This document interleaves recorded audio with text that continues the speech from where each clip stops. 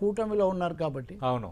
అలాంటి ప్రణాళిక మరి ఏం చేస్తారు చంద్రబాబు అవి మనం చూడాలి. అంటే మీరు డీప్గా చూసేటప్పుడు రవి గారు ఎలాంటి తప్పిదాలు కనిపిస్తున్నాయి జగన్ సైడ్ నుంచి అనేది ఖచ్చితంగా అది కూడా మాట్లాడదాం. ప్రస్తుతం ఫోన్ లైన్లో ఉన్నారు.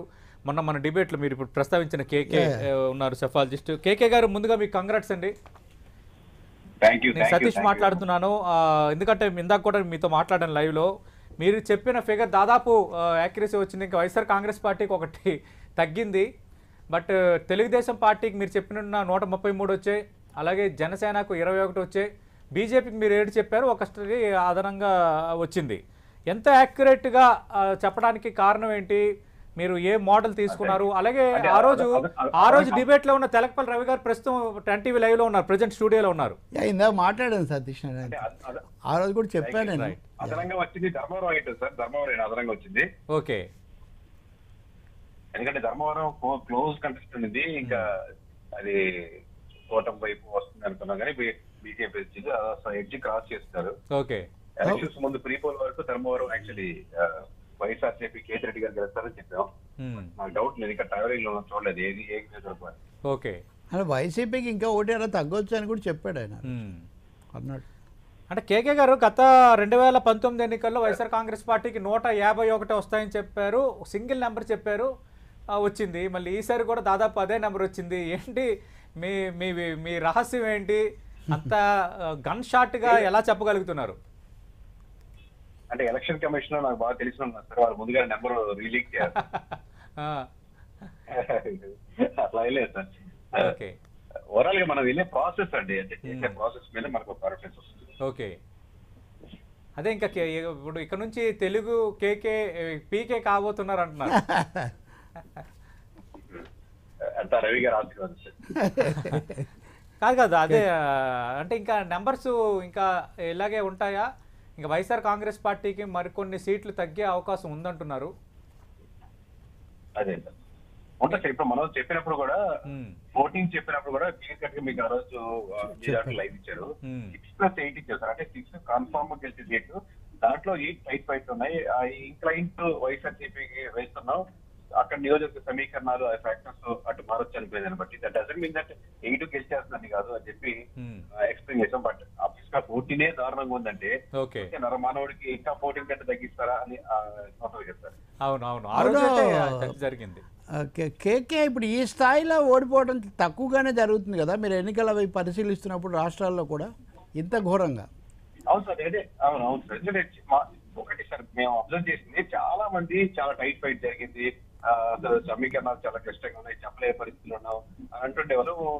మనం ఏపీ మనకి క్లియర్ కట్ కనపడుతుంది, మరి ఏంటి అర్థమైంది కదా. బట్ ఫ్యాక్టర్స్ అయితే మనం తీసుకున్న ఫ్యాక్టర్స్ బట్టి చూసుకుంటే మనం ప్రతి ఒక్క 1% యాడ్ చేసుకోవడం, ప్లస్ కూటమి ఎలా పరంగా ఉంది యాడ్ చేయడం, ప్లస్ మనకు స్లేపర్ సెలెక్ట్ నుంచి వస్తున్నటువంటి ఇన్ఫర్మేషన్ విలేజ్ వారికి, ప్లస్ మన అవుట్ సోర్సింగ్ ఇచ్చినటువంటి వాళ్ళతో కూడా వెరిఫై చేసుకోవడం, ఇలా క్షుణ్ణంగా మనం డికాషన్ వరగట్టినట్టు ఫిల్టర్ ఖచ్చితంగా చేస్తాం కాబట్టి మేబీ క్వాలిటీ ఉంటుంది సార్. అంటే ఇప్పుడు మీరు ఎగ్జిట్ పోల్ చేశారా, పోస్ట్ పోల్ చేశారా కేకే గారు?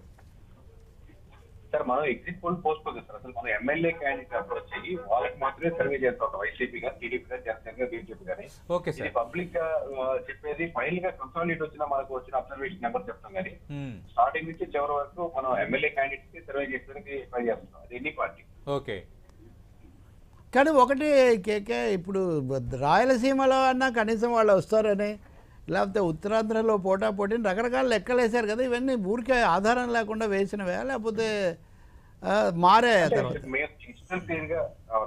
స్టార్టింగ్ నుంచి చెప్పేది అంటే మొత్తం 52 నియోజకవర్గాల్లో అసలు సింగిల్ డిజిట్ దాటేదానికి ఆస్కారం లేదు అని క్వశ్చన్స్ అయితే చెప్తారు. కాకపోతే మామూలుగా అప్పుడు ఏమనిపిస్తుంది సార్, చూసే వాళ్ళకి లాస్ట్ టైం ట్రోల్ చేశారు, ఈ టైం ట్రోల్ చేశారు కానీ బట్ మనకైతే అర్థమవుతుంది కదా సార్ ఓవరాల్ నెంబర్. ఓకే. అంటే మీరు గమనించింది ఏంటి వైసీపీకి ఇంత ఘోరమైన ఓటమి ఎదురు కావడానికి?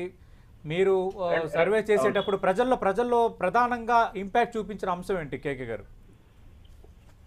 2 అంశాలు సార్. 50% గా డివైడ్ చేస్తే మీకు అర్థం చేసుకునే కోసం ఒక 50% కూటమి అడ్వాంటేజ్ సార్. దాంట్లో రకరకాల ఫ్యాక్టర్స్ ఉన్నాయి. జగన్మోహన్ రెడ్డి గారు లేదా వైఎస్ఆర్సీపీ టూ మచ్ వైఎస్ఆర్ పవన్ కళ్యాణ్ గారిని ఆపరేట్ చేయడం, ఇక్కడ పవన్ కళ్యాణ్ ఫేవరెట్ గా ఉన్నటువంటి ఓటింగ్ బ్యాంక్ సెక్షన్ అక్యూములేట్ అంటే క్లోజ్ సెక్షన్, ఇదంతా కోటకి దాని సెక్షన్ సంబంధించిన 50% వస్తాయి. మిగతా 50% లో కంప్లీట్ గా వైఎస్ఆర్సీపీ నుంచి షిఫ్ట్ అయినటువంటి ఆ 15 ఎక్స్ట్రా పర్సెంట్, అంటే మా దాంట్లో మా భాషలో చెప్పాలంటే 1% రోడ్ల గురించి, 1% లిక్కర్ గురించి, 1% మనకు ఎంప్లాయీస్ గురించి, 1% కొత్తగా ఎంప్లాయీస్ వాళ్ళని ప్రిపేర్ అవుతున్నటువంటి నిరుద్యోగులు వాళ్ళకి పడాల్సినటువంటి జాబ్ నోటిఫికేషన్ పడలేదని, ఇలా 1% యాడ్ చేస్తుంటే చివరిగా మనకు ప్రతి నియోజకవర్గంలో అక్కడ ఇష్యూస్, మనకు రాయలసీమలో ఉన్నటువంటి అక్కడ జరిగిన సంఘటన అక్కడ ఏరియాలో ఒక రకంగా ఉంటుంది, అక్కడ మేము వేసే పర్సెంటేజ్ వేరేగా ఉంటాయి. అలాగే మీకు రాజధాని గుంటూరు కృష్ణా జిల్లాలో ఎక్స్ట్రా ఇంకో ప్లేయర్లు యాడ్ అవుతూ ఉంటాయి. కన్సాలిడేషన్ గా చేసుకుంటే ఒకటి ప్రతి పార్టీ గుర్తుపెట్టుకోవాల్సింది ఏంటంటే సార్, ఓవరాల్ గా వెల్ఫేర్ స్కీమ్స్ ఆబ్వియస్ గా కావాలి, ఉండాలి, దానికంటే కొంచెం ఓట్ బ్యాంక్ యాడ్ అవుతుంది సార్. పోయినసారి చెప్పేది ఈసారి చెప్తాను సార్. బట్ ఆ ఒక్క ఫ్యాక్టర్స్ తోనే కంప్లీట్ షిఫ్ట్ అవుద్ది అని కావాలన్నటువంటి 51% వెళ్ళాలంటే కష్టం. రవి గారు లాంటి పెద్దవాళ్ళు ఉన్నారు, వాళ్ళ ముందు మనం మాట్లాడే కరెక్ట్ కాదు, మా భాషలో మాట్లాడుతున్నారు. కేకే ఒక 2 ప్రశ్నలు వేస్తాను చిన్నవి. ఒకటి, ఇప్పుడు 40% ఓట్లు వచ్చాయనుకుందాం వీళ్ళకి, ఈ 40% బహుశా ఇంకా లబ్ధిదారులు అభిమానించే వాళ్ళు వాళ్ళ వల్లనే వచ్చి ఉండాలని అనుకోవాలి కదా, పొలిటికల్ కంటే కాదా? 40% రాదు సార్. సపోజ్ మీరు చెప్పినట్టు 40% అనుకుందామంటే కోర్ ఓటర్స్ అనేది ఒక ప్రతి పార్టీకి ఉంటుంది సార్. టీడీపీ అవును, వీళ్ళకి కానీ టోటల్ గా ఒక పార్టీకి చివరిగా వచ్చే ఓట్ బ్యాంకింగ్ లో అవతల వాళ్ళని వ్యతిరేకించింది, నేను జీవితంలో చంద్రబాబు నాయుడు ఓటేయను అనుకున్న వాళ్ళు కూడా అదర్ ఆల్టర్నేటివ్ ఇటు వెళ్తారు సార్. ఓకే, అంటే మీకు అర్థమయ్యే చెప్పాలంటే బీజేపీకి పడ్డ ఓటింగ్ అంతా బీజేపీకి పడ్డ ఓటింగ్ కాదు సార్, కాంగ్రెస్ వ్యతిరేకించే ఓట్ బ్యాంకింగ్ ఇంట్లో షిఫ్ట్ అవుతుంది. అంటే ఇప్పుడు ఈ 40% అలాంటిదే. 40%లో ఒక 15% మాత్రం 20% వరకు కోర్, అంటే మేము జగన్ పార్టీ ఉంటాం అనుకున్న ఓట్ బ్యాంకింగ్ ఉండొచ్చు సార్. మిగతాది చంద్రబాబు నమ్ము ఎప్పటికీ అనుకునే ఓట్ బ్యాంకింగ్ షిఫ్ట్ అవుతుంది. At the same time welfare schemes ఇచ్చినటువంటిది కంటిన్యూ అవుతుంది. ఇది 40% కదా సార్, బిలో 40% ఉంటుంది. ఓకే, అంటే కేకే గారు మీ అంచనా ఏంటి? కూటమికి ఇండివిజువల్ గా ఎంత పర్సెంటేజ్ వచ్చే అవకాశం ఉంది, టీడీపీకి ఇండివిజువల్ గా ఎంత పర్సెంటేజ్ వచ్చే అవకాశం ఉంది? ఓవరాల్ మీకు అర్థం చేసి 58.23 అట్లా ఇచ్చారు సార్. 38 పాయింట్ సంథింగ్ చేంజ్ వచ్చింది సార్. కేకే ఒక లాస్ట్ క్వశ్చన్, మీరు ఇంత తీవ్రమైన సర్వే ఇచ్చినా వైసీపీ నుంచి మిమ్మల్ని అడగడానికి కానీ లేదా మాట్లాడడానికి కానీ దీన్ని తెలుసుకునే ప్రయత్నం ఎవరు చేయలేదా? అవి చేశారు సార్. మేము చాలా మంది యూనివర్సిటీ స్పీకర్ వైఎస్ఆర్సీపీ మెంబర్స్ చేసాం. ఓకే, నేను అంటే పార్టీగా మిమ్మల్ని అంటే పార్టీగా ఎంత లీస్ట్ గా ఇచ్చారంటే ఎవరైనా సంప్రదించడం గాని సంప్రదించడం చెప్పడం ఎందుకంటే పార్టీ అప్డేట్ అయింది సార్, ఆల్రెడీ అయిపోయింది. ఓకే, వాళ్ళు రాజకీయంగా ఇప్పుడు కొంతమంది సర్వే వాళ్ళు చెప్తున్నారు కదా, మా మీద ఒత్తిడి వచ్చింది, మమ్మల్ని బెదిరించారు, ఇట్లాంటివన్నీ తెలుసుకోవడానికి ఆ విధమైనది ఏం జరగలేదు. అది ఉంటుంది సార్. ఆబ్వియస్ గా వాళ్ళు ఇది తప్పట్లో ఒక మన ఇన్ఫ్లుయెన్స్ చేయాలని ట్రై చేస్తున్నారు. ఎందుకంటే ఒక రెప్యూటెడ్ సంస్థ నుంచి ఒక సర్వే వస్తున్నప్పుడు బయటపడతారు, ముందుగానే ఓడిపోతారు చెప్తున్నప్పుడు దాని మీద ఇన్ఫ్లుయెన్స్ అవుతుంది కదా సార్. అది కేకే ఇప్పుడు టేక్ ఆఫ్ అయిపోయి ఇంకా పెంచుతారా? ఇన్ఫ్లుయెన్స్ అవుతా అనేది మన కాదు, ఇప్పుడు